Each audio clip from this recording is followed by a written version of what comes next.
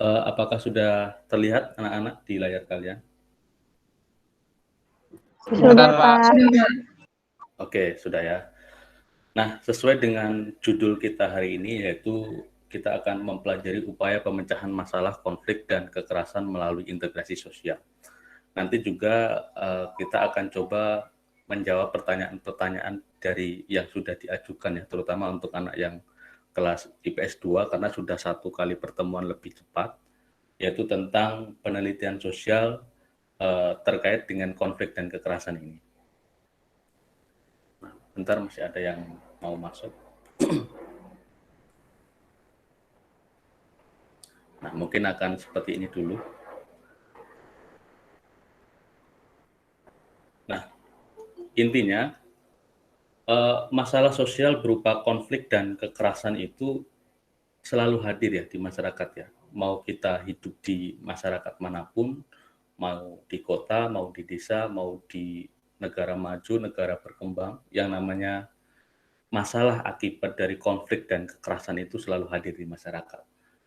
Seperti baru-baru ini kita saksikan ya, negara kita kembali ada isu-isu tentang terorisme seperti itu di Makassar, lalu kemarin juga ada di Mabes Polri di Jakarta seperti itu.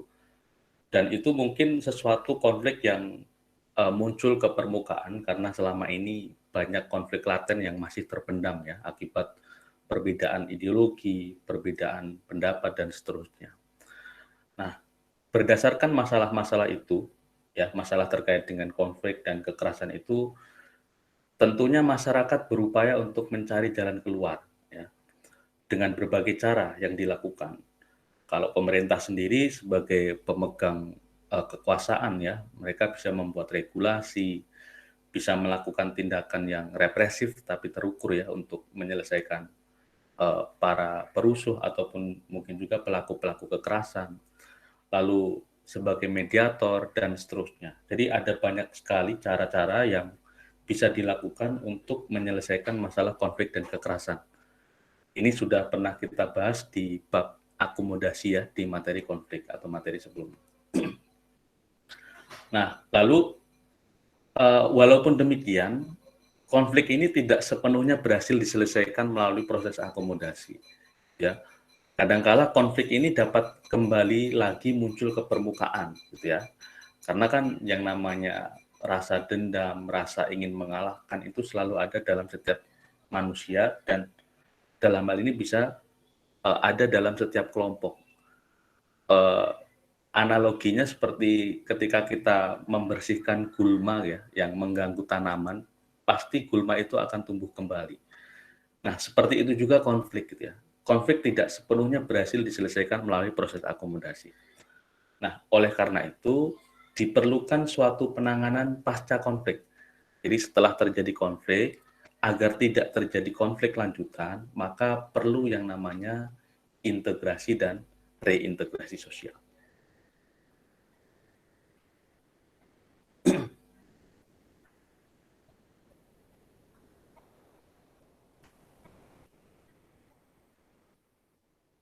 Nah, sekarang pertanyaannya apa sih yang dimaksud dengan integrasi sosial? Sebenarnya kalau kita rujuk dari KBBI, kata integrasi sendiri artinya adalah suatu proses pembauran hingga menjadi kesatuan gitu ya. Itu makna dari kata integrasi. Nah, ada penambahan sosial di belakang ini. Berarti kalau sosial ini menandakan bahwa ini tidak ditujukan kepada individu saja, tetapi integrasi sosial itu untuk membahas persatuan dalam konteks yang lebih luas, dalam hal ini adalah masyarakat. Seperti itu. Sehingga integrasi bisa diartikan sebagai suatu keadaan yang memang ada pembauran hingga menjadi satu kesatuan dan di situ menunjukkan bahwa masyarakat itu saling terhubung. Itu yang disebut dengan integrasi sosial. Nah, ada beberapa hal yang terkait dengan integrasi sosial ya. Saya mengutip dari pendapatnya, bentar saya ambil dulu. Ada pendapatnya Paulus Wirutomo yang saya kutip di sini bahwa beliau mengatakan paling tidak ada beberapa hal yang terkait dengan suatu integrasi sosial. Yang pertama jelas di situ ada keseimbangan ya. Jadi keseimbangan ini menunjukkan bahwa suatu keadaan itu berjalan seimbang dan tidak terjadi gejolak. Itulah yang disebut dengan keseimbangan. Lalu ada stabilitas. Nah, stabilitas ini keadaan yang tenang, mantap gitu ya, yang menandakan bahwa di sini tidak ada konflik, ya, tidak ada konflik yang muncul ke permukaan. Itu berarti menandakan ada stabilitas. Lalu ketiadaan konflik. Nah, ini bukan berarti masyarakat itu sama sekali tidak ada konflik ya, tapi biasanya ada suatu keadaan di mana konflik ini tidak muncul ke permukaan. Itu dinamakan situasi ketiadaan konflik.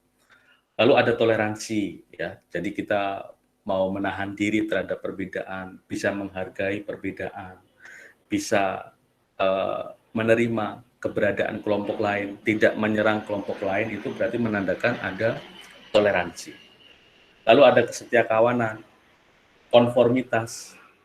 Konformitas itu intinya bahwa setiap warga negara yang ada di dalam suatu negara itu patuh terhadap hukum, terhadap nilai dan norma yang disepakati, sehingga keadaan itu menciptakan suatu hal yang harmonis, yang rukun.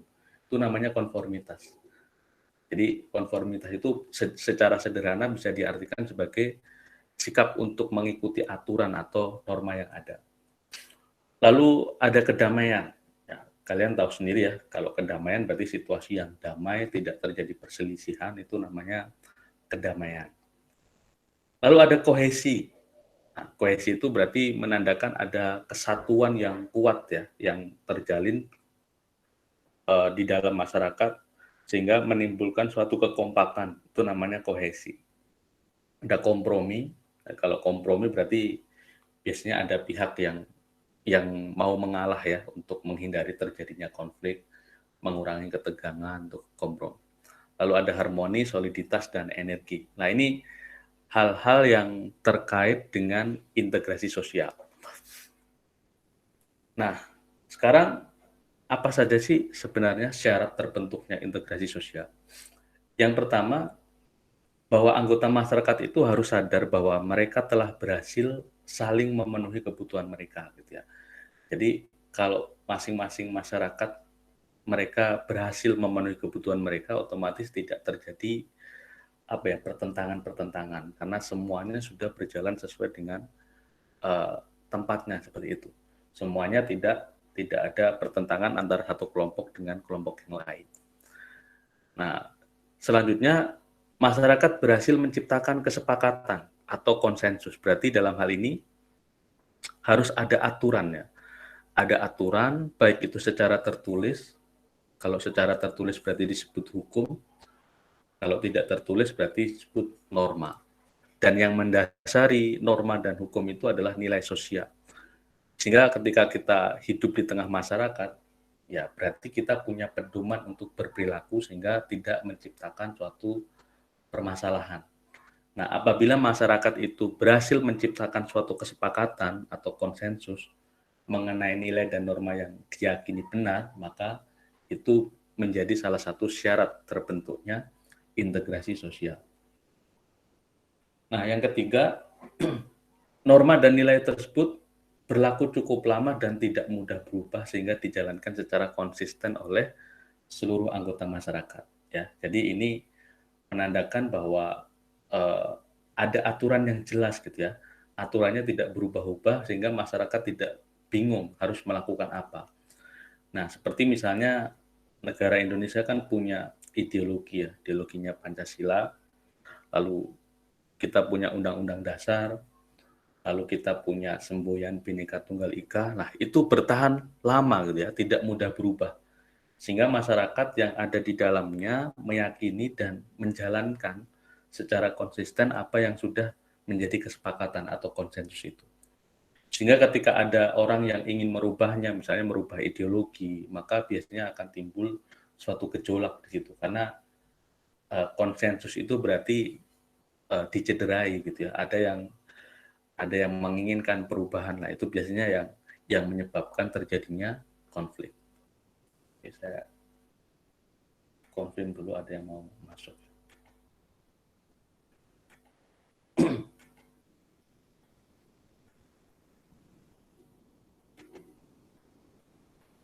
Oke, selanjutnya, nah kita berbicara tentang proses terwujudnya integrasi sosial. Ini yang kalian sudah kerjakan kemarin ya sebenarnya. Jadi dalam proses penanganan pasca konflik dan kekerasan itu, integrasi merupakan hasil akhir dari penyelesaian konflik dan kekerasan. Nah, tentu saja diawali dari konflik ya. Nah, konflik itu kemudian dikelola gitu ya, diselesaikan melalui proses akomodasi. Nah, proses akomodasi di sini tentu saja menyesuaikan dengan jenis konfliknya ya. Ada yang dengan cara mediasi, ada yang dengan cara adjudikasi, ada yang dengan cara arbitrasi, macam-macam. Kayak misalnya kemarin ada konflik yang dalam tanda kutip dualisme kepemimpinan suatu partai politik ya, yang satu mengakui kepengurusannya yang sah, satu lalu menyelenggarakan KLB dan menyatakan bahwa mereka juga sesuai dengan konstitusi. Lalu konflik itu bisa diselesaikan melalui proses keputusan dari Kemenkumham misalnya. Nah, lalu kalau ada yang tidak terima, mereka akan menggugat ke PT UN misalnya, dan seterusnya. Berarti itu melalui jalur-jalur hukum. Kalau melalui jalur hukum biasanya ada yang menang, ada yang kalah. Nah, itu proses-proses akomodasi. Nah, kalau sudah tercipta akomodasi, maka akan melahirkan kerjasama. Ya, biasanya dua pihak yang berkonflik ini kalau sudah terjadi akomodasi, lalu akan terjadi kerjasama. Nah, kerjasama akan melahirkan koordinasi. Dalam artian kerjasamanya lebih erat ya, lebih kuat sehingga ada pembagian tugas antara satu dengan yang lainnya, sehingga menciptakan koordinasi. Baru koordinasi menciptakan asimilasi. Jadi asimilasi itu bisa dikatakan peleburan ya. Kalau ada perbedaan-perbedaan pendapat ya dileburkan di situ. Masing-masing menghilangkan perbedaan-perbedaan pendapat itu dengan tujuan yang sudah disepakati bersama. Itu namanya proses asimilasi. Ada peleburan.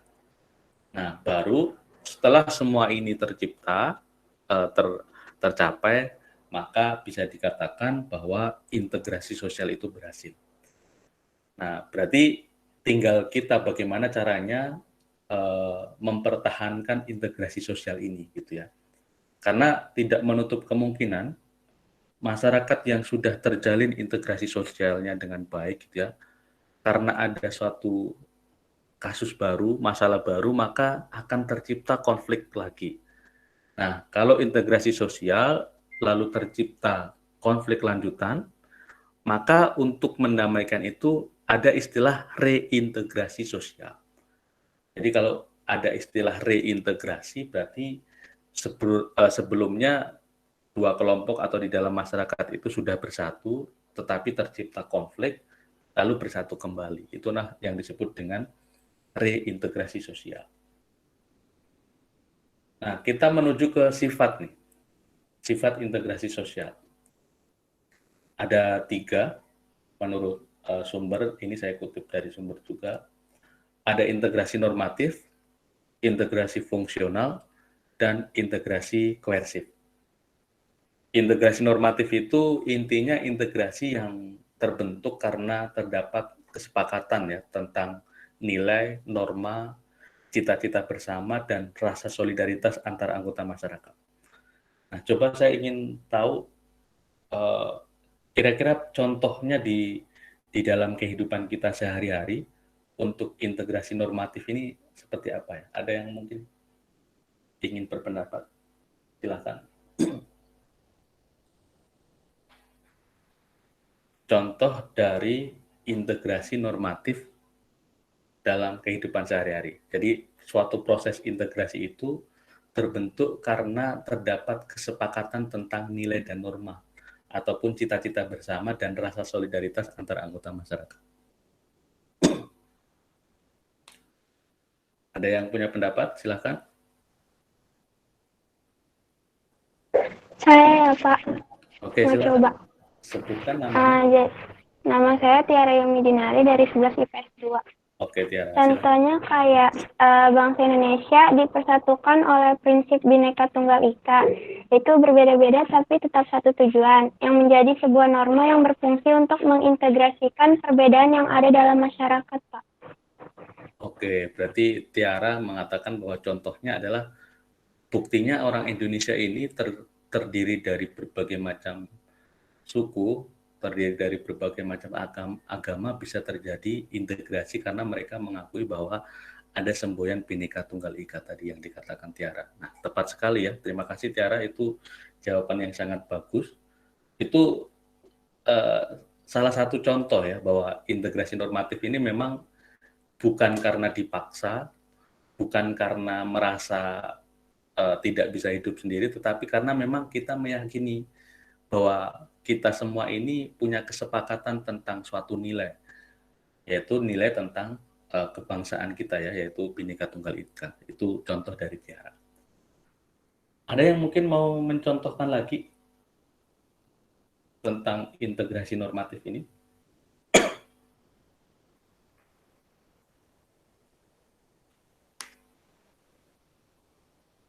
Halo, ada yang mau berpendapat lagi tentang integrasi normatif?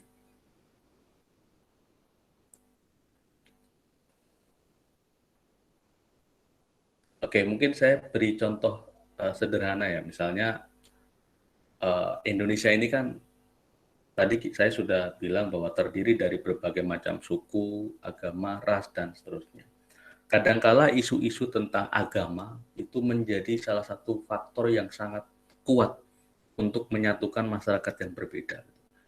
Kita tahu bahwa beberapa tahun yang lalu ya, ketika pemilihan kepala daerah atau ketika pemilihan presiden, isu agama itu menjadi isu yang sangat sangat krusial untuk menentukan pilihan seseorang. Bahkan mereka mewujudkan solidaritasnya terkait dengan agama itu dengan berkumpul di tempat tertentu gitu ya, melakukan silaturahim gitu ya, walaupun mereka tidak mengenal satu dengan yang lain mungkin. Mereka terdiri dari berbagai macam suku, tapi karena punya keyakinan yang sama, ya, pandangan yang sama, sehingga mereka bisa bersatu. Gitu. Itu salah satu contoh saja bahwa integrasi bisa diciptakan karena adanya keyakinan yang sama, yaitu tentang nilai-nilai keagamaan tadi. Tuh. Nah, selanjutnya ada integrasi fungsional. Kalau integrasi fungsional berarti integrasi ini terbentuk karena adanya ketergantungan antar kelompok dalam masyarakat. Ya, ini adanya ketergantungan bukan karena adanya kesepakatan nilai ya, tapi karena masyarakat satu dengan yang lain merasa tidak bisa hidup sendiri dan mereka bersatu. Nah, saya ingin ada yang memberikan contoh untuk integrasi fungsional ini. Saya, Pak. Oke, silakan. Oke. Namanya? Saya Zahra. Zahra ya, silakan. Ya. Contohnya tuh kayak di dalam masyarakat itu kan ada beberapa kelompok profesi. Ya, betul. Profesi yang berbeda, yang jika berperan sesuai fungsinya masing-masing, itu mereka akan menciptakan integrasi di masyarakat karena mereka saling membutuhkan gitu. Oke, berarti berbagai macam profesi. Apa kira-kira keberagaman profesi itu contohnya apa saja, Zahra? Contohnya, Maksudnya profesi apa saja yang mereka membutuhkan satu sama lain gitu, yang menurut Zahra sendiri? Aduh Pak, saya nggak kepikiran.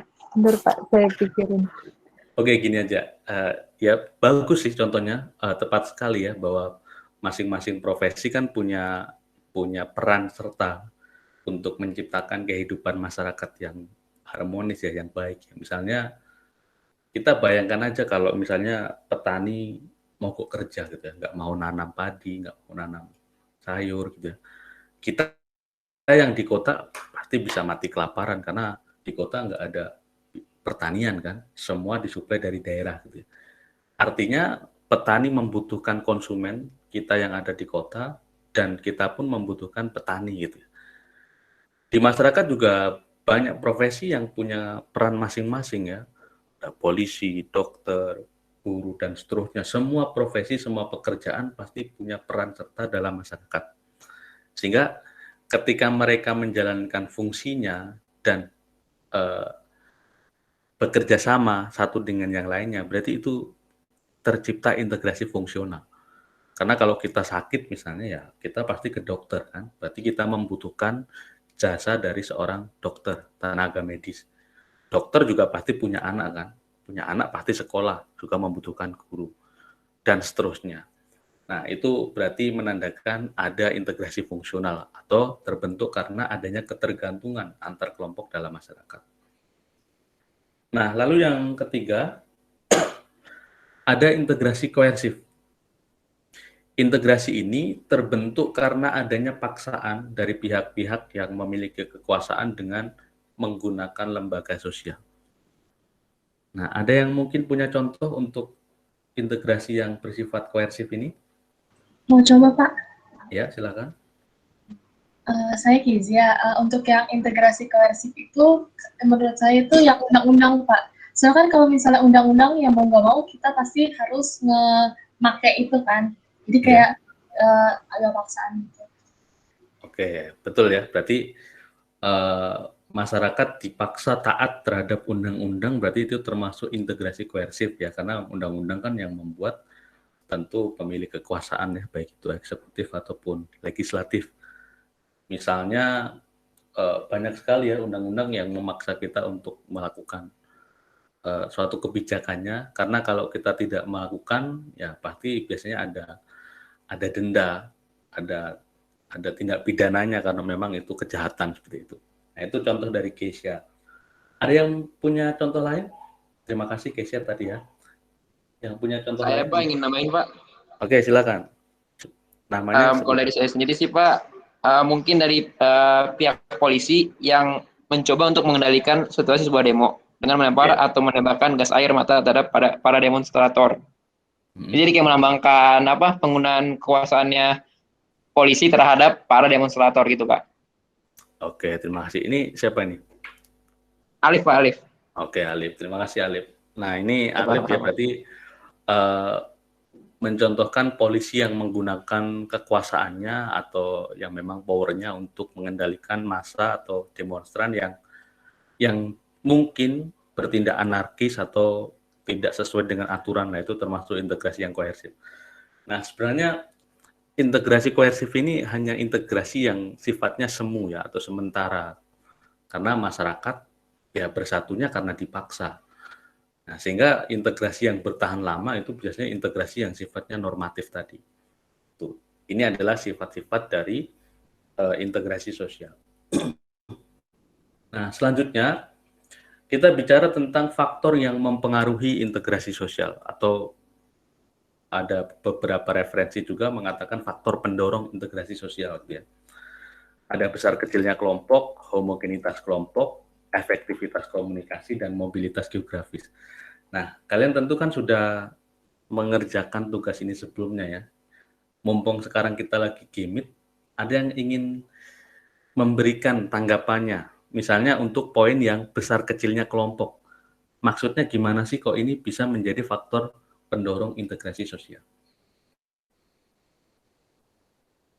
Saya mau coba, Pak. Oke. Nama biasanya nama langsung. Silakan. Nama saya Ansharia Zakiani dari kelas 11 IPS 2. Saya ingin menjelaskan yang besar kecilnya kelompok. Yeah. Nah, umumnya dalam kelompok yang kecil, tingkat keberagaman anggotanya relatif rendah, sehingga integrasi sosialnya lebih mudah tercapai. Hal itu dapat disebabkan dalam kelompok kecil, hubungan sosial antar anggotanya terjadi secara intensif, sehingga komunikasi dan tukar-menukar budaya akan semakin cepat. Dengan demikian, penyesuaian atas perbedaan-perbedaan dapat lebih cepat dilakukan. Sebaliknya, dalam kelompok besar, tingkat kemajemukan relatif tinggi, sehingga integrasi sosial akan lebih sulit dicapai. Contohnya, keluarga akan cenderung lebih mudah untuk mencapai integrasi sosial karena memiliki jumlah anggota yang lebih sedikit dibandingkan kelompok partai politik karena memiliki jumlah anggota yang lebih banyak. Luar biasa. Terima kasih Ensyah, sudah sangat bagus sekali jawabannya. Jadi sudah tepat ya sebenarnya apa yang dikatakan Ensyah. Saya mungkin menyimpulkan saja bahwa ketika suatu kelompok itu jumlah anggotanya semakin banyak atau kelompok itu dikatakan besar, nah tentu untuk menciptakan integrasinya juga akan lebih susah gitu ya daripada kelompok yang kecil gitu.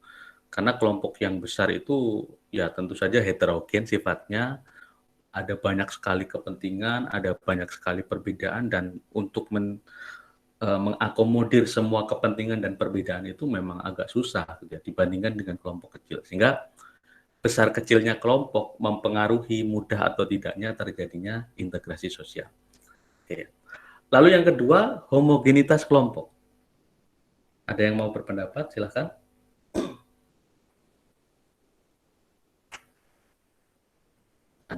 Tadi udah ada Sahra, ada Keisha, ada Ensyah, Alif. Silakan, ada yang mau berpendapat?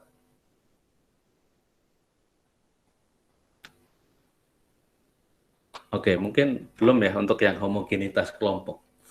Kata homogen itu kan artinya seragam ya, seragam. Lawan dari homogen artinya yaitu heterogen gitu. Berarti kelompok yang semakin heterogen itu cenderung susah untuk terjadi integrasi sosial. Seperti misalnya negara kita ini kan, kalian cobalah membayangkan bagaimana beratnya tugas sebagai seorang presiden yang harus memadukan ya kepentingan dari ratusan suku, 34 provinsi dengan ratusan kabupaten kota, dengan berbagai macam karakteristik dan perbedaan yang ada, tentu akan sangat susah gitu ya. Ketika kita memprioritaskan kelompok A, maka kadang-kala kita dianggap diskriminatif. Apabila kita memprioritaskan kelompok B juga demikian, sehingga akan sangat susah untuk menemukan keseimbangan gitu ya. Itu apabila kelompoknya heterogen. Tapi kalau kelompoknya homogen, biasanya terdiri dari satu agama saja, satu suku saja, satu daerah saja, itu cenderung akan lebih mudah tercipta yang namanya integrasi sosial. Seperti misalnya nih di Jakarta, Jakarta ini kan miniaturnya Indonesia ya, sehingga ada banyak sekali kepentingan dan perbedaan di sini. Itu biasanya akan sangat susah untuk menciptakan integrasi itu. Dan selalu disorot media, berbeda dengan di daerah lain, di lingkungan pedesaan atau lingkungan daerah terpencil, tertinggal gitu ya, yang mana kelompoknya ya itu aja, itu akan lebih mudah tercipta yang namanya integrasi sosial. Lalu yang ketiga, ada efektivitas komunikasi. Nah, ini ibaratnya saja nih, saya berikan contoh ya, kayak kalau orang punya hubungan gitu ya, baik itu dalam keluarga atau hubungan relationship yang pasangan suami istri atau yang lain gitu ya, komunikasi ini kan menjadi sangat vital ya untuk keberlangsungan mereka ke depan gitu. Biasanya suatu keluarga yang harmonis itu apabila antar anggotanya tercipta komunikasi yang intensif antara orang-orang di dalam keluarga itu. Nah, sama sebenarnya di dalam suatu kelompok masyarakat yang luas, apabila mereka masih membangun komunikasi dengan baik, bermusyawarah, ada komunikasi lintas etnis, lintas agama, ada diskusi, dan seterusnya, maka itu akan mengurangi sentimen-sentimen, prasangka, kecemburuan, dan seterusnya. Sehingga komunikasi ini menjadi sangat penting untuk mendorong integrasi sosial. Nah, sebaliknya apabila tidak ada komunikasi antara pihak-pihak yang berbeda itu, tentu akan sangat susah menciptakan integrasi sosial karena biasanya akan timbul prasangka, akan timbul stereotip yang negatif, stigma, dan seterusnya. Karena kita bisa mengenal satu kelompok atau satu komunitas itu kalau kita sudah berkomunikasi dengan baik. Itu. Dan terakhir, di sini ada mobilitas geografis ya, artinya ada perpindahan. Semakin mobile suatu kelompok di dalam masyarakat, orang-orang yang ada di dalam masyarakat itu tentu saja akan semakin susah untuk menciptakan integrasi. Tapi kalau orang-orang yang ada di dalamnya itu cenderung menetap gitu ya, kayak masyarakat di daerah pinggiran itu kan mobilitasnya rendah ya, sehingga mereka bahkan orang di luar satu desanya pun kenal gitu ya, berbeda dengan masyarakat perkotaan yang karena penduduknya silih berganti, kadangkala dengan tetangga yang di samping kiri kanannya tidak kenal karena mobilitasnya yang terlalu tinggi. Nah, berarti kalian bisa menyimpulkan ya bahwa integrasi sosial akan mudah terjadi apabila kelompok itu tidak terlalu besar atau bisa dikatakan kecil, apabila kelompoknya homogen, apabila terjadi komunikasi yang efektif, dan apabila mobilitas geografisnya rendah. Itu faktor pendorong terjadinya integrasi sosial. Nah, sekarang kita bicara tentang faktor pendukung dan penghambatnya. Saya cek dulu, jangan-jangan saya keluar nih. Ini masih ada. Saya masih ada di sini ya. Oke, selanjutnya adalah faktor pendukung dan penghambat integrasi sosial. Ini tambahan saja. Untuk faktor pendukung ya tentu sesuatu yang baik-baik ya, ini yang menjadi faktor pendukung. Seperti misalnya sikap sabar, toleran, penuh pengertian terhadap kebudayaan yang berbeda, itu termasuk faktor pendukung dari integrasi sosial. Kita mau mengerti perbedaan yang ada. Ya, kita mau memahami perbedaan yang bukan dengan tidak sepemikiran dengan kita. Nah, itu faktor pendukung dari integrasi sosial. Lalu kesempatan di bidang ekonomi yang seimbang, dalam artian kesenjangannya tidak terlalu mencolok gitu ya. Semua orang punya kesempatan yang sama. Tidak terlalu mencolok antara si miskin dan si kaya. Nah, itu faktor pendukung juga. Lalu sikap terbuka dari golongan penguasa. Dalam artian si penguasa dalam hal ini adalah pihak eksekutif ya, biasanya tidak bersifat otoriter, dia terbuka terhadap perbedaan, dia terbuka terhadap hal-hal yang baru dari luar. Nah, itu termasuk faktor pendukung. Lalu adanya kesamaan dalam berbagai unsur kebudayaan, nah ini juga faktor pendukung. Adanya perkawinan campuran dan adanya musuh bersama dari luar. Nah, adanya musuh bersama dari luar ini menarik nih. Kadang-kala masyarakat kita itu nasionalismenya terlalu tinggi sehingga menghilangkan rasionalitas gitu. Saya contohkan misalnya ya, termasuk mungkin saya juga ya, ketika ada beberapa waktu yang lalu itu akunnya Dewa Kipas yang ada di chess.com itu diblokir gitu ya, karena bermain dengan Gotham Chess atau Levy gitu. Nah, karena menganggap itu orang Indonesia yang dalam tanda kutip terzolimi gitu ya, lalu netizen langsung menyerang habis-habisan si Gotham Chess ini dan akhirnya dia menutup aksesnya untuk YouTube-nya itu. Nah, intinya netizen Indonesia tidak percaya bahwa si Dewa Kipas ini melakukan kecurangan seperti apa yang dikatakan oleh si situsnya chess.com itu. Nah, artinya sesuatu yang menjadi musuh bersama dalam hari ini dibenturkan antara dua negara gitu ya, maka kadangkala nasionalisme itu akan menguat gitu ya, dan itu kadangkala bisa membabi buta gitu.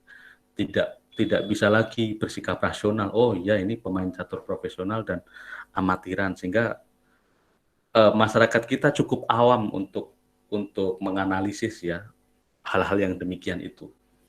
Nah, itu bisa menandakan bahwa musuh bersama dari luar itu menjadi satu faktor pendukung dari integrasi sosial. Nah, kita sekarang bicara tentang penghambat. Nah, penghambat biasanya integrasi itu akan sulit terjadi apabila ada kebudayaan atau dari golongan tertentu yang terisolasi gitu ya. Terisolasi. Seperti masih banyak kan daerah-daerah di Indonesia yang sulit dijangkau. Nah, itu akan sulit untuk menyatukan satu dengan yang lain gitu. Karena tidak terjadi komunikasi yang baik, tidak terjadi interaksi. Nah, lalu ada perasaan bahwa suatu kebudayaan tertentu lebih unggul dari kebudayaan lain atau etnosentrisme ini ya.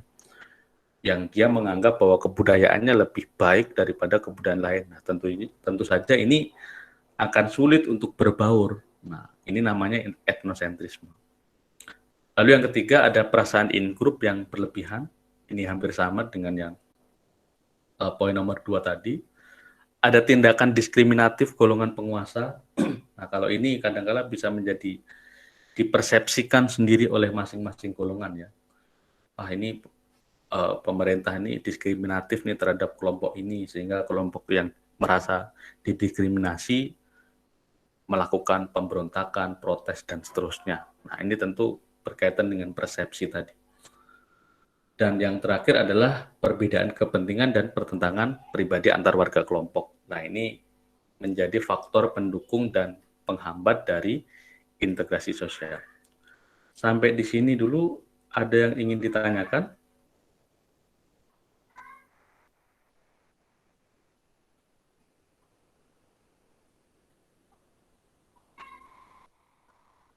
Belum ada? Oke, kalau belum ada, Pak, saya akan... ini ya. Pak, Ya. Nesta pengen join katanya Pak. Apa? Ada yang ingin join. Siapa Nesta? Nggak ada tuh di sini, bless di sini. Tadi katanya pengen join. Ya, suruh join aja, nanti saya confirm ya. Oke Pak. Nah, lah ini kayaknya nih.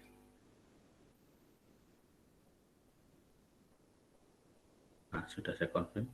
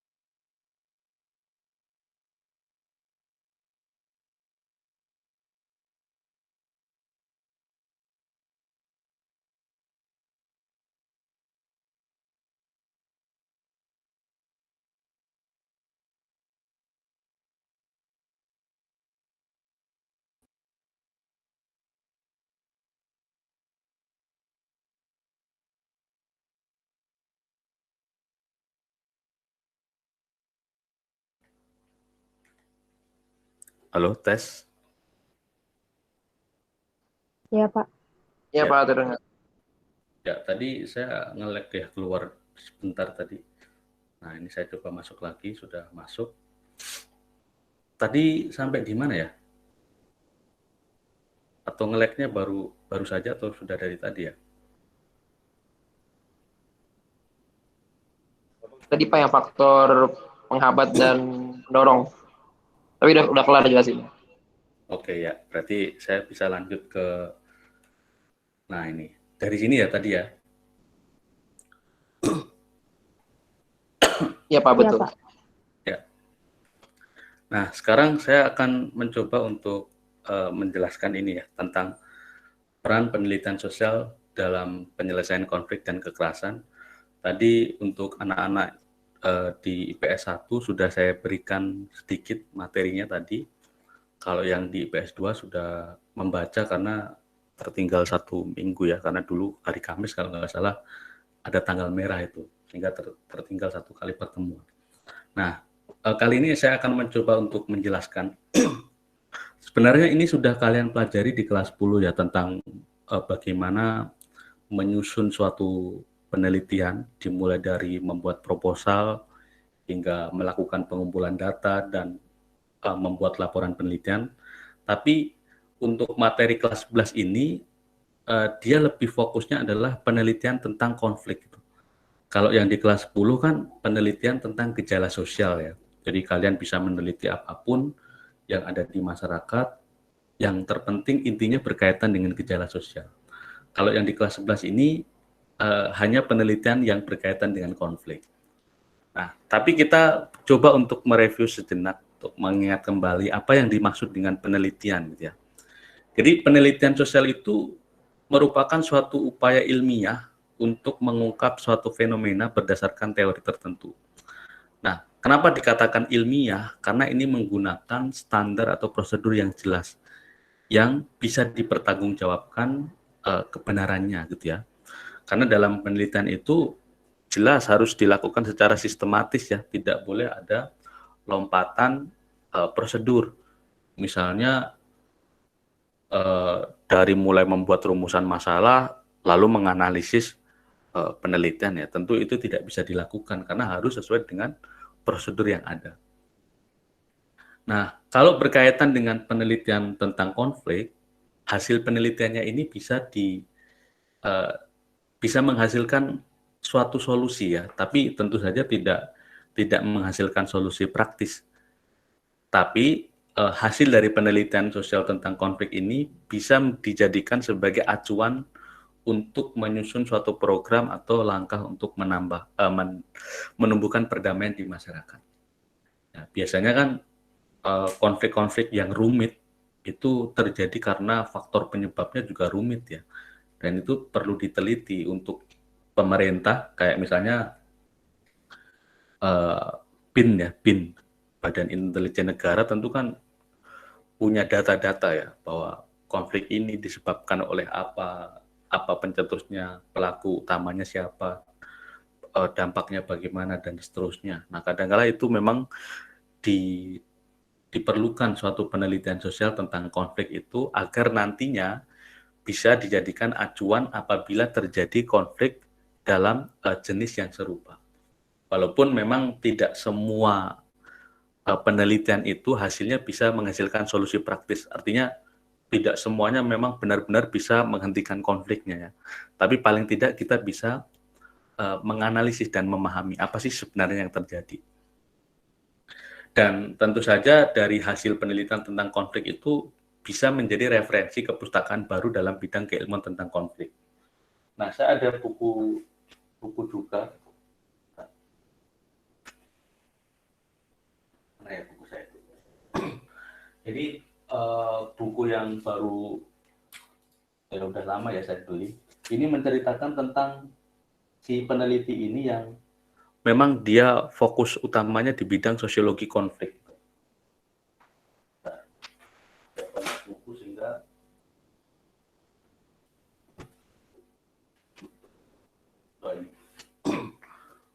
mana ya, ini sudah kelihatan kameranya.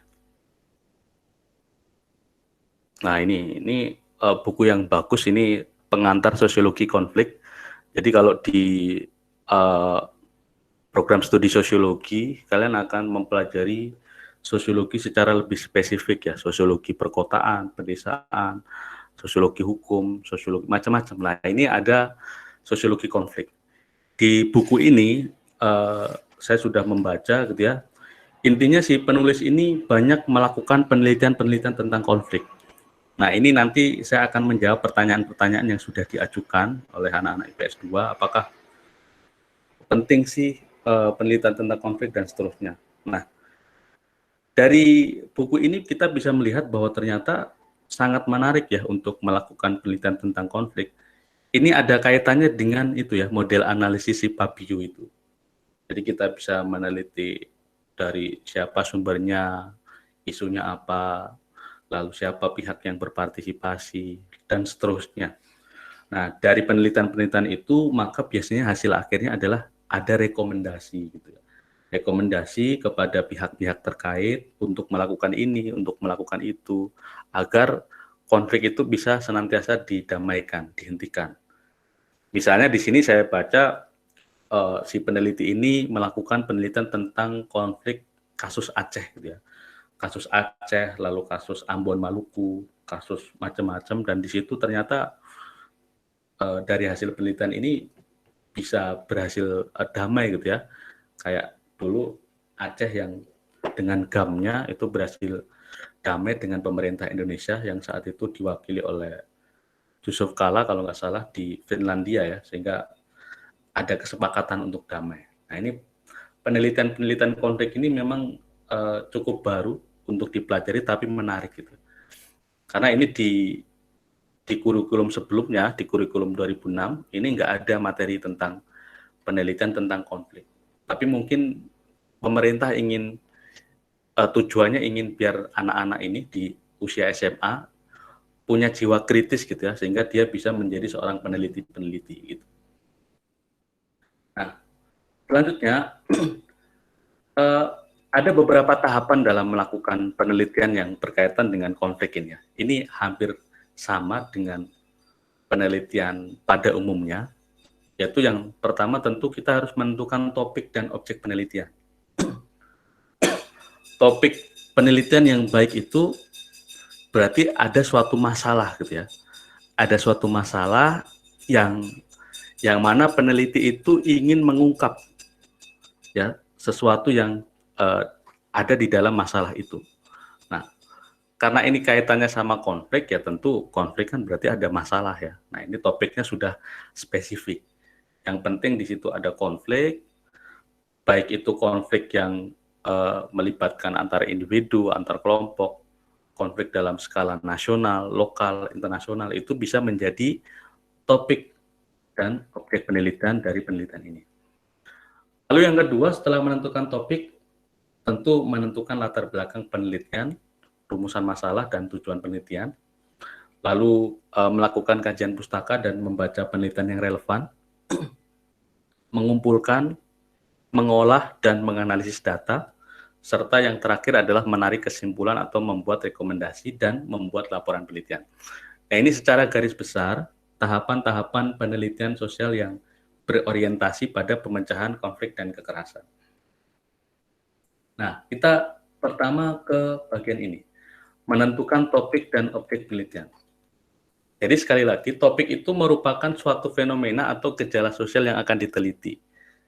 Ya, misalnya kalau berkaitan dengan konflik ya tentu saja kita harus memfokuskan konflik itu terjadi di mana, siapa pelakunya, apa penyebabnya, lah itu merupakan topik dari penelitian. Nah, topik penelitian tentang konflik ini bisa skalanya adalah konflik lokal, ya misalnya hanya terjadi di satu daerah, konflik nasional kalau memang itu terjadinya dalam skala satu nasional gitu ya. Internasional biasanya ini konflik antar negara, atau konflik yang meliputi kalau dilihat dari pelakunya bisa konflik antara individu dengan kelompok ataupun antara kelompok dengan kelompok. Nah, ini ruang lingkup topik yang bisa dipilih dalam melakukan penelitian terkait dengan materi ini. Nah, ada beberapa syarat agar konflik itu dapat diteliti. Ini kemarin banyak yang bertanya, apa sih maksudnya korelatif gitu ya, saya sempat membaca, nanti kita bahas ya. Tapi yang pertama harus kita pastikan bahwa konflik itu benar-benar terjadi di masyarakat dan bukan rekayasa. Gitu ya. Artinya berarti salah satu syaratnya faktual.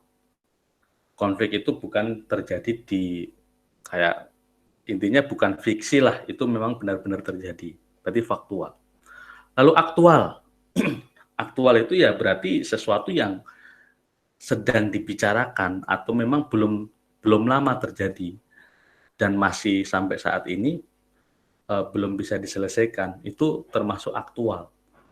Kalau penelitiannya tentang konflik yang terjadi pada masa lampau, berarti itu masuk dalam kategori penelitian historis. Kalau penelitian historis kan berarti penelitian itu sudah mengkaji suatu fenomena yang terjadi pada masa lalu. Dan penelitian historis ini biasanya agak susahnya adalah mencari informan kuncinya. Karena kan sudah terjadi pada masa lalu ya, sehingga kita akan kesulitan untuk mencari informan kunci dari konflik yang terjadi. Maka biasanya peneliti akan menggunakan dokumentasi, baik itu publikasi dari berita atau dari penelitian-penelitian yang sudah dilakukan sebelumnya untuk mengumpulkan data tentang penelitian historis biasanya. Lalu yang ketiga, nah tentu bermanfaat ya, artinya si peneliti itu setelah melakukan penelitian, memang penelitian itu ada manfaatnya. Baik manfaatnya bagi peneliti, misalnya bagi peneliti untuk syarat program doktoral misalnya, atau syarat untuk S2, itu kan bermanfaat bagi peneliti ya. Bagi institusi, nah ada referensi baru terkait dengan materi konflik ini.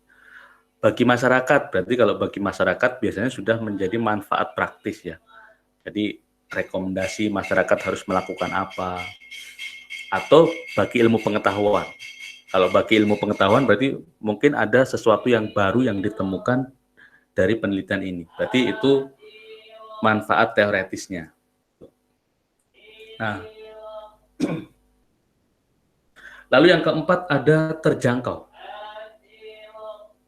Jadi intinya kalau terjangkau itu kita harus bisa mengukur ya kemampuan kita sebagai peneliti. Nah, bentar ya, ada iklan cilok tuh. Nah, ini Siti Sarah.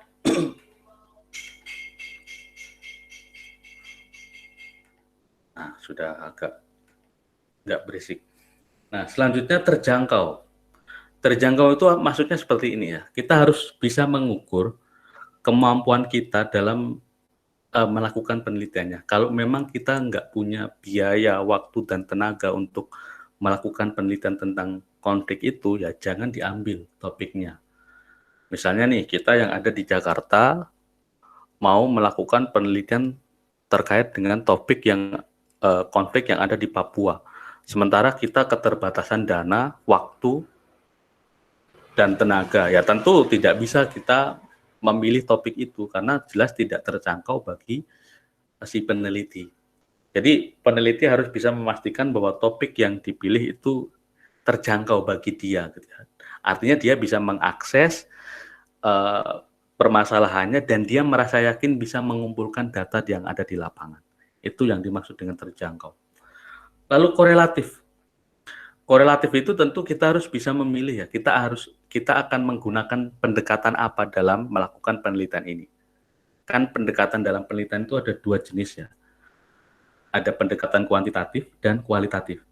Kalau kuantitatif berarti ini kita ingin membuktikan suatu teori dengan cara kita membandingkan beberapa variabel biasanya, 2 variabel atau lebih. Nah, dan penelitian dengan pendekatan kuantitatif ini, metode pengumpulan data utamanya adalah angket atau kuesioner gitu ya. Tapi kalau penelitiannya kualitatif, berarti bukan pakai angket, ini pakai wawancara. Biasanya untuk menggali tentang persepsi yang membutuhkan jawaban secara mendalam dari informannya itu penelitian kualitatif. Ya, jadi ada perbedaan ya. Kalau kuantitatif dia penelitiannya biasanya sifatnya agak dangkal gitu ya, dan bermain dengan statistik. Kita memberikan angket, lalu responden mengisi angket yang kita berikan, lalu kita mengolahnya secara statistik, lah itu pendekatannya kuantitatif. Kalau kualitatif, kita melakukan wawancara, observasi partisipatif, lalu membuat catatan lapangan, kita melakukan pengolahan data, lalu menjawab rumusan masalah, dan seterusnya, itu penelitian kualitatif. Jadi kalau kualitatif sifatnya lebih mendalam dan biasanya jumlah informannya tidak terlalu banyak. Kalau kuantitatif tentu lebih banyak jumlah informannya karena pakai angket. Nah, selanjutnya bagaimana sih cara membuat rumusan masalah yang baik? Ini kita fokusnya pada penelitian tentang konflik ya. tentu saja rumusan masalah itu harus menanyakan sesuatu yang memang dapat dijawab. Ada kalanya anak-anak itu, saya kan di kelas 10 juga mengajar materi penelitian ya. Jadi dia membuat rumusan masalah yang sangat umum gitu. Jadi rumusan masalahnya itu sangat abstrak sehingga tidak bisa dijawab gitu. Nah, itu berarti bukan rumusan masalah yang baik. Karena rumusan masalah yang baik itu langsung fokus pada hal apa yang ingin dicari tahu, lalu siapa yang ingin dicari tahu, permasalahannya apa. Nah, itu termasuk rumusan masalah yang baik. Tidak terlalu luas, tidak terlalu umum. Nah, lalu yang kedua, tentu saja menanyakan pertanyaan yang benar. Ya, jadi rumusan masalah harus relevan, harus sesuai dengan fokus atau topik penelitian yang dipilih. Jadi jangan keluar dari topik penelitiannya. Kalau misalnya penelitiannya tentang konflik, ya rumusan masalahnya tentang itu. Misalnya apa faktor penyebab terjadinya konflik itu, siapa saja pihak-pihak yang terlibat. Nah, itu berarti masih berkaitan, gitu ya. Karena itu menanyakan pertanyaan yang benar. Dan yang ketiga, menanyakan sesuatu yang penting. Jadi sebisa mungkin rumusan masalah itu akan menghasilkan suatu jawaban yang mana jawaban itu bisa menjadi suatu solusi praktis. Ya, jadi solusi praktis itu nanti bisa direkomendasikan kepada pihak-pihak terkait untuk menyelesaikan konfliknya. Itu terkait dengan rumusan masalah. Nah, lalu yang selanjutnya, latar belakang yang baik. Ya, jadi ini menentukan latar belakang ya. Jadi kalau sudah menentukan topik, yang harus dilakukan peneliti adalah membuat latar belakang masalah, atau latar belakang penelitian. Setelah latar belakang, di bawahnya ada rumusan masalah dan tujuan penelitian. Nah, ini tadi kebalik ya, harusnya latar belakang masalah dulu, baru rumusan masalah. Ini errornya. Nah, intinya latar belakang itu si peneliti menjelaskan antara harapan dengan kenyataan ya. Jadi ada kesenjangan antara harapan dengan kenyataan, itu latar belakang yang baik. Nah, berarti kalau dalam menuliskan latar belakang di materi konflik, misalnya harapannya tentu masyarakat itu aman, damai, tenang, harmonis, itu harapannya. Tapi faktanya terjadi konflik antara ini dengan ini sehingga menghasilkan kekerasan yang menimbulkan korban jiwa. Berarti kan ada kesenjangan kan antara harapan dengan kenyataan. Nah, itu latar belakang yang baik. Dan biasanya peneliti selain mengemukakan argumennya, tapi juga harus didukung dengan data-data dan fakta yang ada. Nah, itu cara membuat latar belakang yang baik. Nanti kalian bisa tanya ya setelah saya menjelaskan ini. Nah, selanjutnya tujuan penelitian. Sebenarnya tujuan penelitian itu secara sederhana bisa kita tinggal mengganti aja. Rumusan masalah kan bentuknya pertanyaan. Jadi tinggal mengganti yang pertanyaan tadi menjadi pernyataan. Misalnya rumusan masalahnya apa saja faktor penyebab terjadinya konflik antara kelompok A dengan kelompok B. Berarti tujuan penelitiannya adalah untuk mengetahui faktor penyebab terjadinya konflik antara kelompok A dengan kelompok B. Jadi kayak ya tinggal mengganti aja kalimat pertanyaan menjadi pernyataan. Tapi intinya si peneliti harus menetapkan di awal ya, target apa yang ingin dicapai dari penelitian yang sudah dia lakukan. Nah, itu yang harus ditentukan dari awal oleh si peneliti. Sehingga tujuan penelitian itu muaranya adalah agar menghasilkan suatu solusi dan tujuannya adalah menciptakan keadaan damai. Oke, dari latar belakang, rumusan masalah, dan tujuan penelitian ini, mungkin ada yang ingin ditanyakan dulu.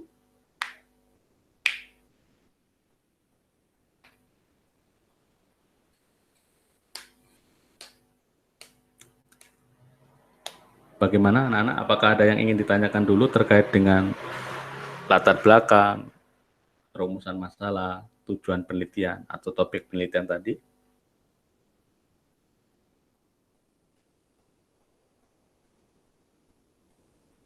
Oke, belum ada ya?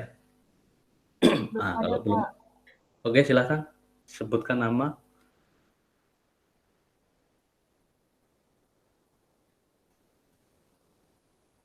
Belum Halo? ada, Pak. Oh, belum ada. Saya kira saya mau bertanya, Pak. Oke. Berarti saya lanjutkan ke materi berikutnya.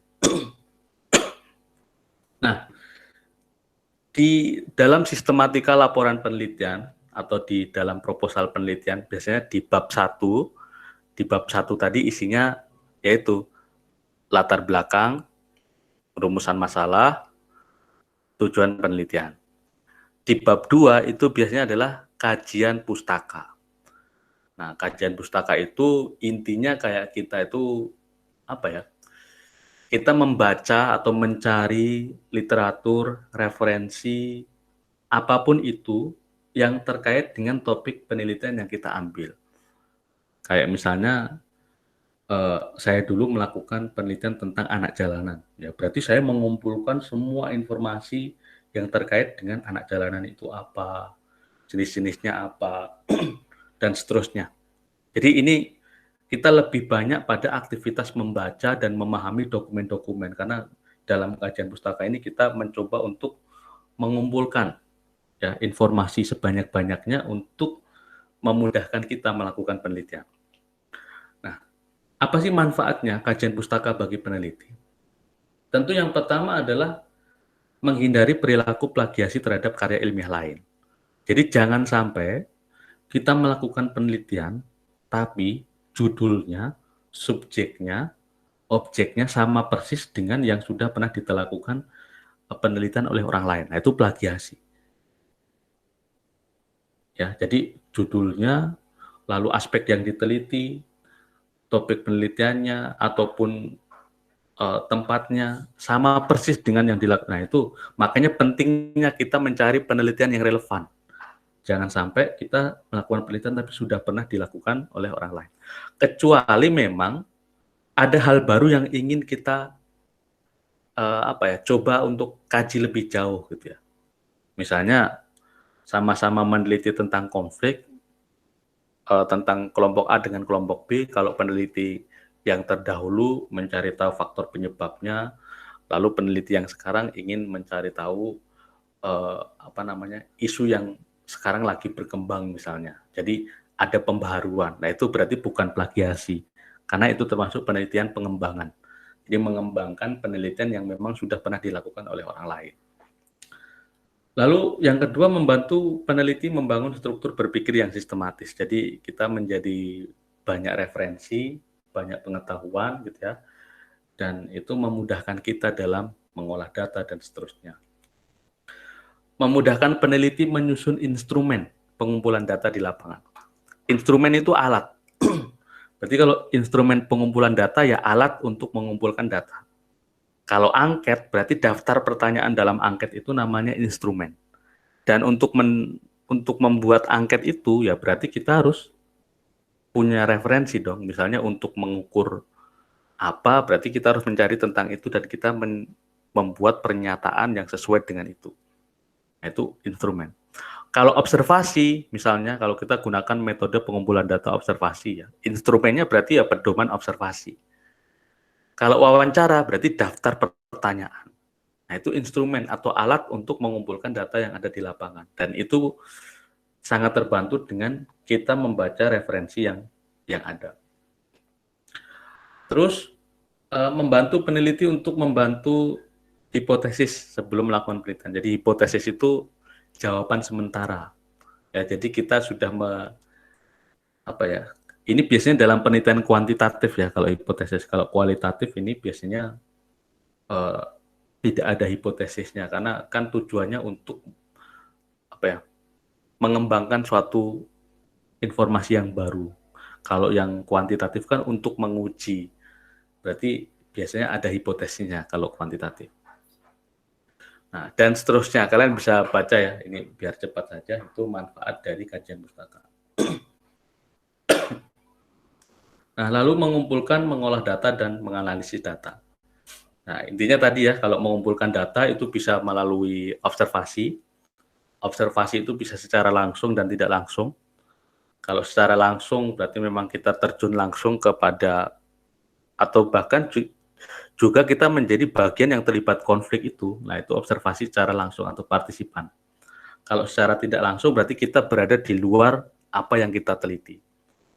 Lalu bisa juga melalui wawancara, survei, atau menggunakan angket ya, atau teknik dokumentasi.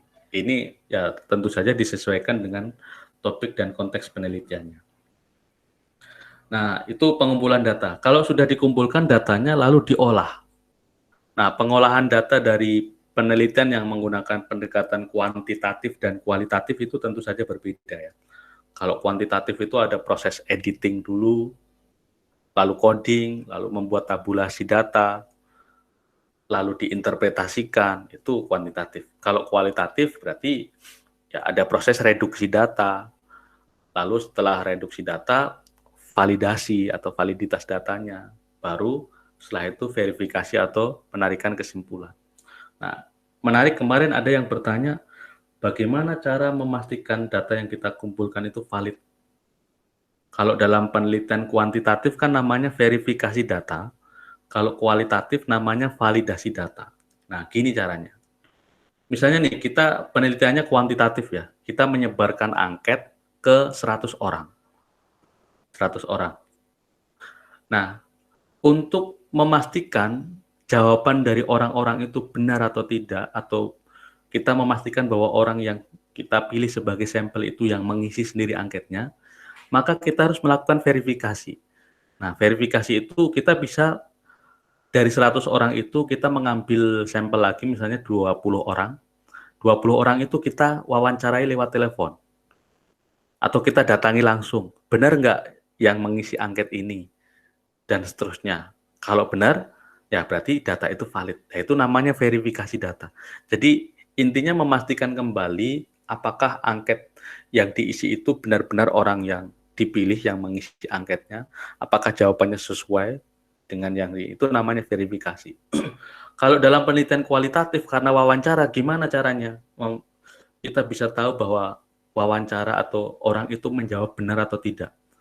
Nah, ini proses validasi data. Jadi kita punya pembanding teknik pengumpulan data. Ya, kita bisa menggunakan banyak cara ya. Misalnya kita bertanya sama informan A, jawabannya begini. Nah, kayak kita merasa nggak yakin ya, kita tanya sama informan B, jawabannya beda. Nah, berarti kalau jawabannya beda, kita sebagai peneliti harus punya sikap skeptis dan kritis. Kita harus cari informasi lebih jauh. Berarti datanya tidak valid itu kalau masih ada perbedaan keterangan seperti itu. Dan kita sulit yang mana yang harus kita percaya. Nah, itu tidak bisa dijadikan sebagai data kalau seperti itu. Atau bisa juga membandingkan antara metode wawancara dengan observasi. Ketika informan diwawancara hasilnya begini, tapi kok observasinya tidak seperti itu. Lah, itu proses validasi data dalam penelitian kualitatif. Nah, mungkin sampai di sini ada pencerahan sedikit ya. Nah, ini, oh ya, yang membedakan antara penelitian sosial biasa dengan penelitian terkait dengan konflik adalah di analisis datanya. Kalau analisis data di konflik ini tentu kita harus menggunakan itu ya, yang kayak model Sipabio, kayak ada banyak sekali teori-teori konflik yang membahas ini, gitu ya. Berarti kita fokusnya di konflik ini. Tuh, bedanya cuma itu. Terus setelah diolah, dianalisis, nah tentu saja membuat kesimpulan. Kesimpulan itu biasanya di bab akhir ya, bab 5, ada kesimpulan, ada rekomendasi, dan tentu saja membuat laporan penelitian. Itu secara garis besar urutan-urutan dalam membuat penelitian terkait dengan konflik. Nah, sekarang saya coba ingin menjawab pertanyaan-pertanyaan ini yang sudah diajukan anak-anak. Ini untuk IPS 1 saya belum bertanya ini karena memang tadi saya katakan tertinggal satu pertemuan. Nah, di sini saya akan coba untuk menjawab pertanyaan-pertanyaan ini. Nah, pertanyaan pertama dari Abdiban. Penelitian sosial pastinya membutuhkan responden. Bagaimana jika responden itu memberikan kesaksian palsu, apakah menimbulkan bobot yang berbeda terhadap penelitian tersebut atau tidak? Nah, inilah tadi pentingnya verifikasi atau validasi data.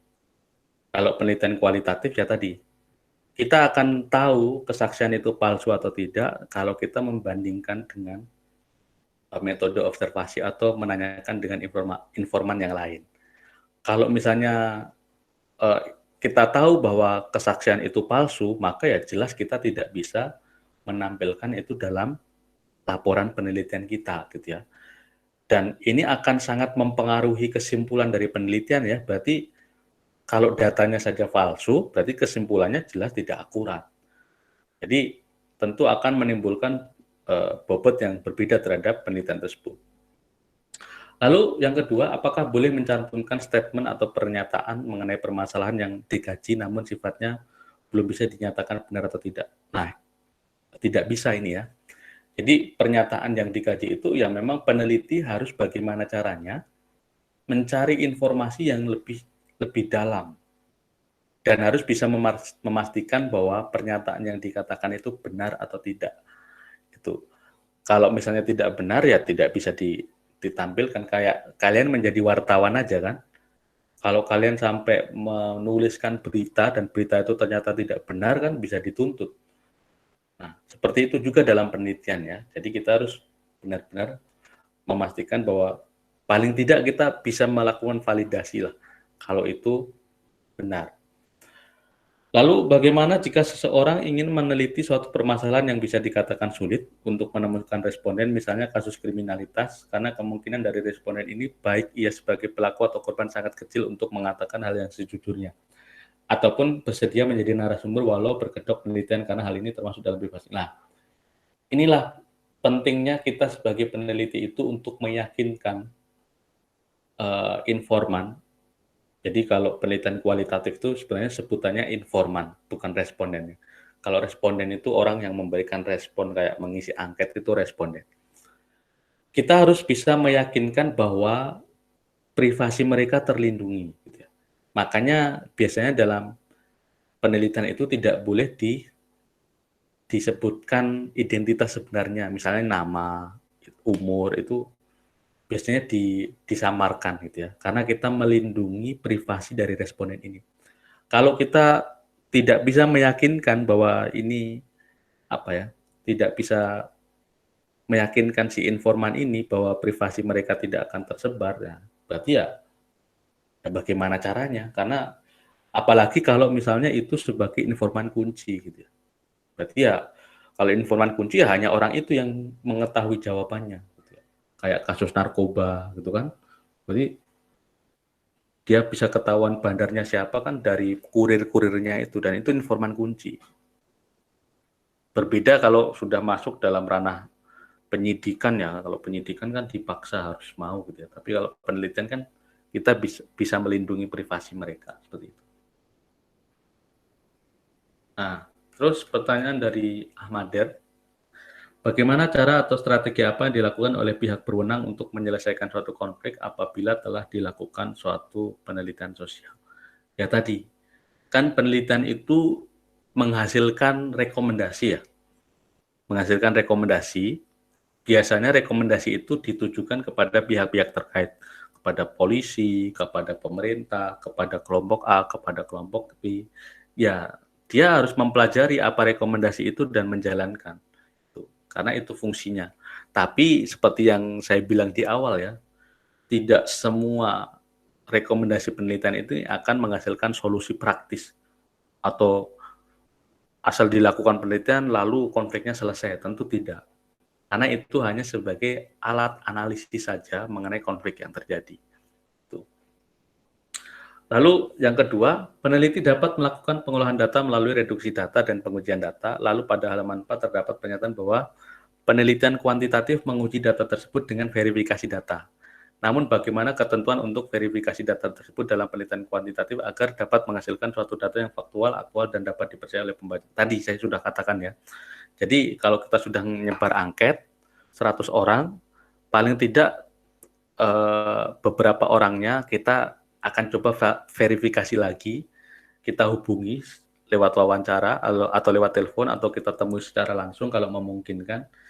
Kita bertanya apakah benar angket itu sesuai dengan apa yang sudah ditulis gitu ya. Karena kan angket itu kadangkala tidak peneliti sendiri yang menyebarkan. Misalnya saya punya kantor penelitian, lalu yang saya suruh untuk meneliti surveyor misalnya freelance dari mahasiswa, karena saya dulu juga pernah jadi freelance untuk penelitian seperti ini. Nah, biasanya orang yang punya proyek ini untuk memastikan datanya benar atau tidak ya tadi melakukan verifikasi, menanyakan ulang. Karena kan yang kita berikan angket kan biasanya mencantumkan nomor telepon seperti itu. Lalu yang nomor 3, di halaman 4 telah diperbolehkan untuk meneliti topik penelitian yang serupa dengan topik yang dibahas oleh orang lain untuk menambah aspek yang belum diteliti oleh orang lain sebelumnya. Namun seberapa pentingkah penelitian tersebut dilakukan apabila topik yang ingin diteliti serupa dengan yang pernah dibahas oleh orang lain, serta seberapa mungkinkah hasil penelitian itu akan dibaca oleh khalayak ramai apabila telah membaca topik penelitian yang sama telah dibuat oleh orang lain sebelumnya. Jadi walaupun objek penelitiannya sama, subjek penelitiannya sama, penelitian itu belum tentu aspek yang diteliti juga sama ya.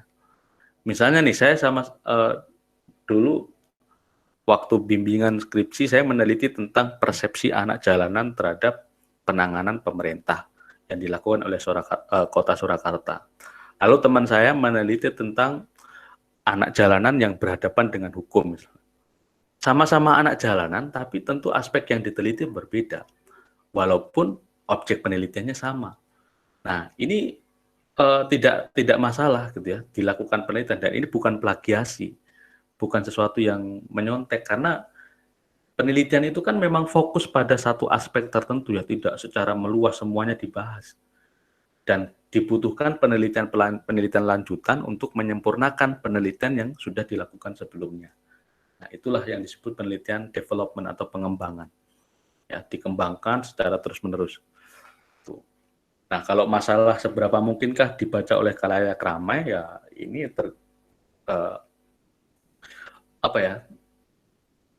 ya kita tidak bisa memastikan ya bahwa penelitian kita itu akan dibaca atau tidak, karena tujuannya kan bukan itu. Tujuannya adalah untuk memberikan rekomendasi kepada pihak-pihak terkait gitu ya.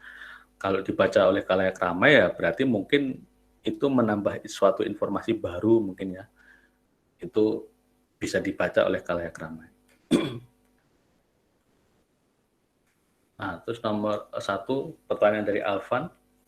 Dalam modul tersebut dikatakan bahwa hasil penelitian konflik dapat menjadi referensi atau bahan perbandingan. Yang ingin ditanyakan untuk hal itu apakah unsur yang apa dalam penelitian yang dikatakan sebagai perbandingan. Sebagai perbandingan tuh gini misalnya.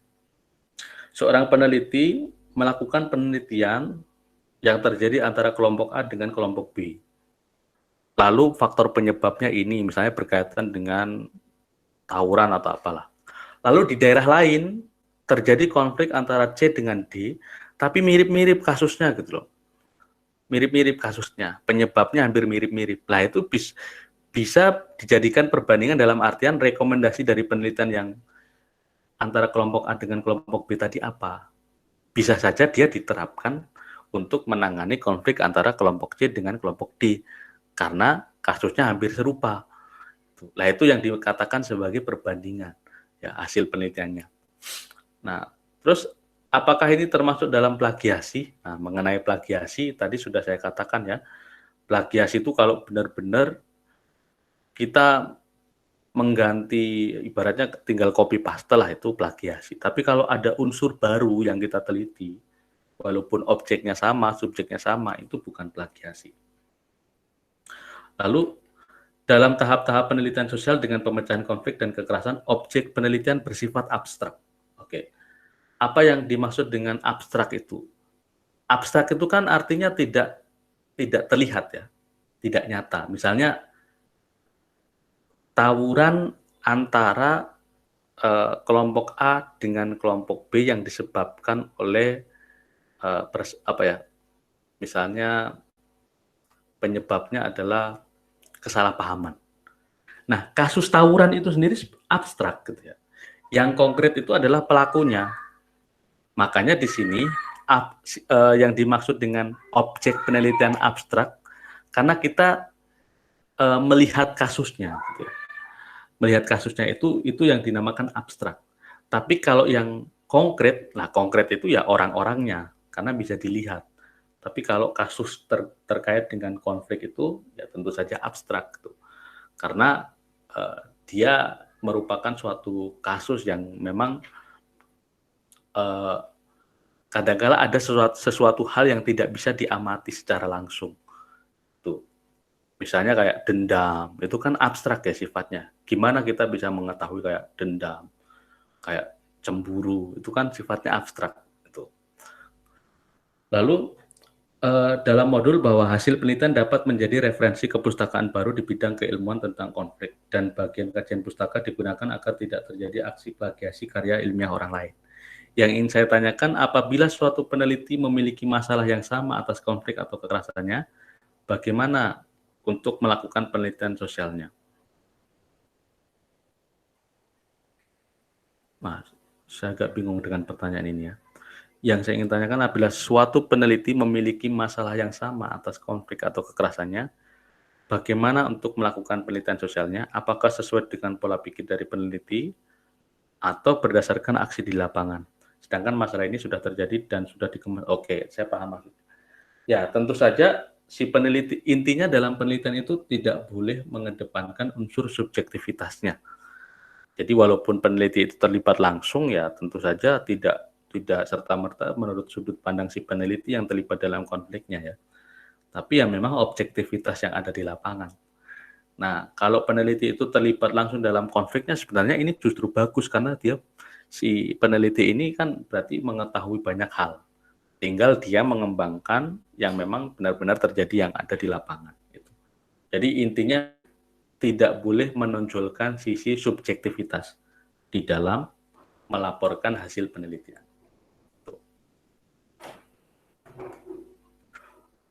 Wah, ini banyak sekali ya. Saya sebenarnya sangat suka sekali menjawab pertanyaan-pertanyaan ini karena menarik, pertanyaannya menambah informasi dan wawasan gitu ya. Lalu ada Alif ini bertanya, apakah melakukan penelitian sosial untuk memecahkan konflik ini efisien dan efektif? Karena pada sebuah konflik itu tidak sering terjadi dan terkadang data yang sudah dicari tidak faktual, aktual, ataupun dapat dipercaya. Ya, kalau dikatakan efisien dan efektif ini tergantung dari sudut pandang si peneliti dan memang tujuan penelitiannya untuk apa gitu ya. Kalau memang tujuannya untuk jangka panjang gitu ya, memang ini bagus untuk menambah wawasan, menambah studi kepustakaan baru terkait dengan konflik.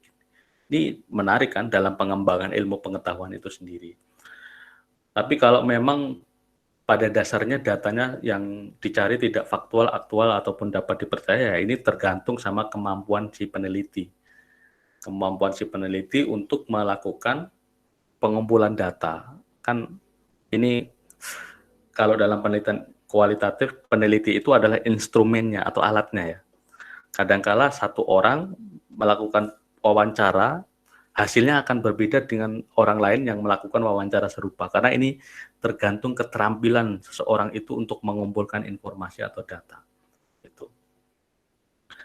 Lalu di sini pada bagian syarat konflik menurut Muri Yusuf terdapat salah satu syarat yang bingung yaitu syarat korelatif. Nah, korelatif itu intinya topik yang kalian ambil itu harus disesuaikan dengan pendekatan kualitatif atau kuantitatif.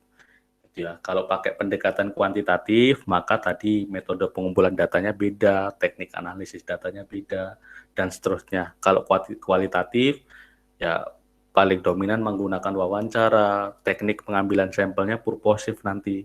Kalian menentukan sendiri kan berbeda ya dengan yang menggunakan kuantitatif. Terakhir, apakah kita sebagai peneliti boleh mengambil atau memiliki judul atau topik yang sama? Nah, ini sudah saya bahas ya. Ini sudah saya bahas. Jadi kalau intinya ada aspek yang baru, itu berarti bukan plagiat. Tapi kalau benar-benar sama, dari judul, dari objek, dari kejadian, dari waktu lah, itu plagiasi berarti.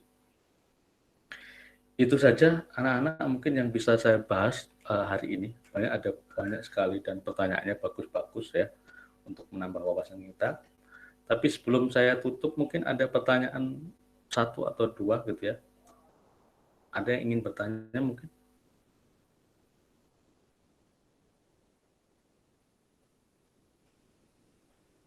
Saya mau nanya Pak, Oke, silakan. tadi pertanyaannya ada di bagian situ Pak, tapi mungkin absen saya ya paling bawah jadi nggak kebaca.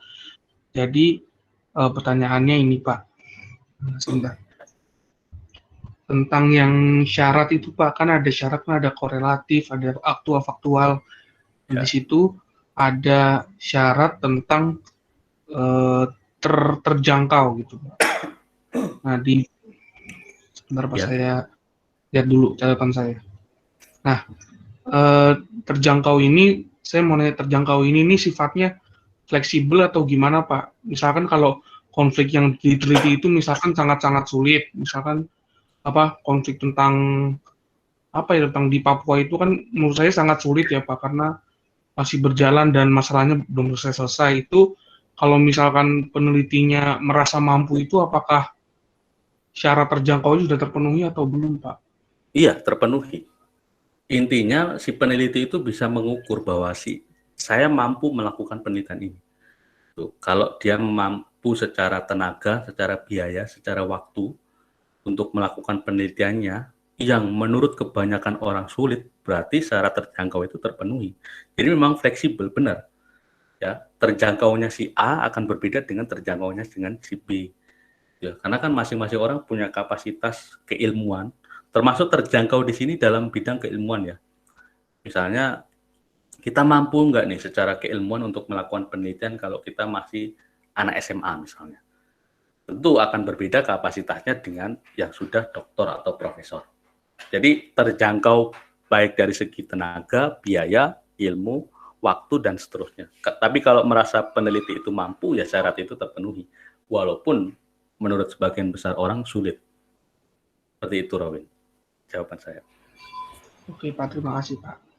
Oke, sama-sama. Ada lagi anak-anak?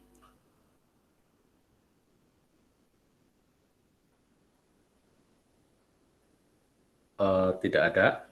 Oke, jangan lupa untuk menuliskan nama kalian di kolom chat ya. Di kolom chat untuk mengetahui siapa saja yang hadir pada hari ini. Oke, terima kasih. Semoga pembelajaran hari ini sedikit menambah wawasan atau pengetahuan ya. Kalau misalnya ada sesuatu hal yang perlu ditanyakan, boleh ditanyakan di grup atau melalui WA pribadi. Itu saja mungkin anak-anak yang bisa saya sampaikan. Terima kasih atas kehadiran dan partisipasinya pada pembelajaran hari ini. Sekian, wassalamualaikum warahmatullahi wabarakatuh. Waalaikumsalam. Waalaikumsalam warahmatullahi wabarakatuh. Terima kasih Pak. Terima kasih Pak. Terima kasih Pak. Terima kasih Pak. Sama-sama.